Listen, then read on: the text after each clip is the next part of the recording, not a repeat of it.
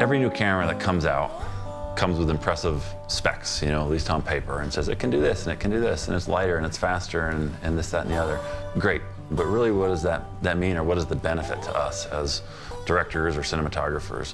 Is that allows us to tell stories more quickly and with better results, and allows us to be more creative. Canon C700 represents the next kind of evolutionary step in terms of digital capture. It's amazing when we're looking, we're almost high noon and these clouds are not blown out. Yeah.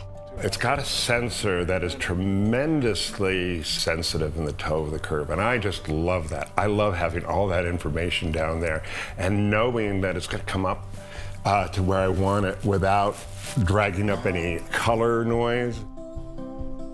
So as I designed this shot list and the storyboards, was really to design, authentic short film piece about 3 real-world people in Western America, and that will really show off the beauty and the power of this camera and what it can do for cinematographers today. So I've got plenty of detail in the shadows here, even though I've exposed down to protect all these highlights, because I don't want any of the clouds up here to burn out. And so I know I've got a tremendous palette to work with, even though we're in basically a very contrasty daylight scene.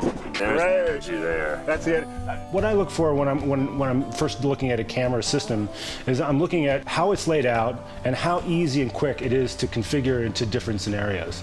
Because on set we have to be able to go from handheld to Steadicam to dolly to low mode, and being able to set the camera up in a way that is efficient to move from each one of those modes. That is so great. Yeah, that's in focus. That's in focus. Yeah. There was one shot in one scene that I was just really in love with on the second pitch of this steep route called Tarzan on the grotto wall cliff above Aspen. And that was where I was up maybe 100 feet or so and filming out as Ben went out a very steep roof, and I envisioned that with a very wide angle lens, but just about a half hour before final light. This is sort of what I love about what we do. We can take, a piece of technology like this and, put it in places that you normally wouldn't be able to. And, I was 300 feet away and, had a wireless transmitter on, I had a wireless remote focus system, and we could operate the camera down here. We're giving Tyler the ability to do what he needed to do operating. We did have the only PL C700 camera in the world was being hauled up in a haul bag, clipped to 1 or 2 carabiners, and up it went there. And so we definitely had to exercise some great safety measures as best we could to keep it from falling to the ground. The monitor's back down here. Okay. So you can make whatever adjustments you need to do. You got it. Did we even come close to bubble? Okay, we're ready to shoot here, guys. What really excites me about the C700 is it's incredibly easy to use. And I'm not just saying that. I had about a half-hour training on this camera before I started operating with it. The menu system is really well thought out in that there are certain changes that we make all the time in terms of our ISO, our white balance, our frame rate speeds. Very easy to access. But where the rubber hits the road is, does it look good, and does it please me as a viewer that I'm emotionally connected to my subjects? That's what matters to me as a director, and that's where this excites me, is that as we film from dusk to dawn, high altitude light, to interior scenes in a bar scene or in a moodily lit distillery. And we're still seeing detail in the bright sky during midday, and still seeing texture in the shadows, which is pretty impressive. When we were shooting it, even to my eye, it looked like there was nothing in his face, but there it is. Yeah. And now let's go right back into our Rec 709 and just bring the bottom up just a little bit. There we go. The light was falling so fast, and I lit the scene, balanced it, and the shock was that when I looked away from the monitor, there was so little light, I almost jumped out of my shoes because I said, I could barely see this person. But on the monitor, he was perfectly balanced to the exterior.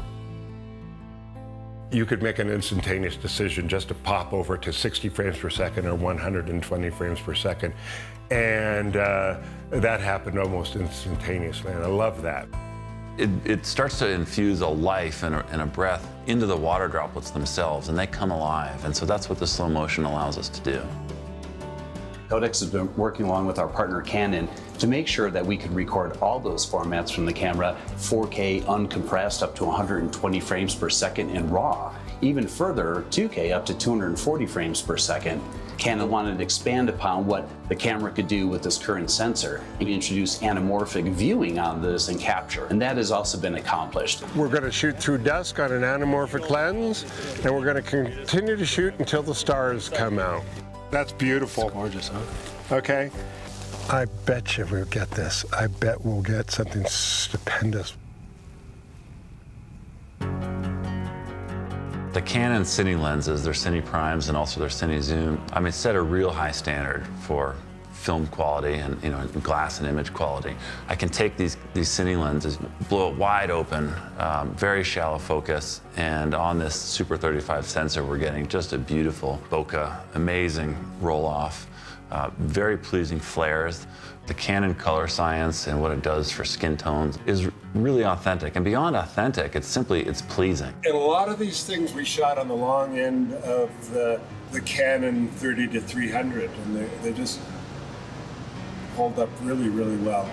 When we're shooting a feature or a project, we live in this world where this looks pretty much like it's going to look, and then we never really see totally what we have until we get into the color correction suite. My name is Billy Hobson, and I am a colorist, and I'm also a DI editor here at Shed.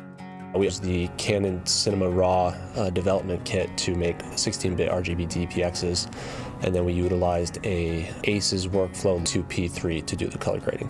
I wanted to show how film-like the capabilities were, and I think that we were very successful in doing that, and it was very easy to move whatever information in the shadows or the highlights around. I was really surprised at how much range the camera had and how much we could really pull out of the details, especially in the blacks. I think the blacks held up really well. It was really actually pretty easy to time, and I think we went with a very neutral, natural sort of correction to really let the camera's strengths shine. At the distillery, we had one backlit shot, and I had an intense amount of backlight on some steam. And in the SDR version, it looked fine, but grading on the Canon 2420, a high dynamic range, it had power, and it had detail that I just wasn't seeing in the standard dynamic range. I think the C700 is a tool for people to look at who are shooting features, for people who also want a great camera for shooting documentaries, that they're going to find that this camera gives them a very beautiful palette to work with. And in shooting 4K high dynamic range, I don't think you can do any better at the moment. I think it really sets a new standard for all of us as directors and DPs of what we have access to as a creative tool.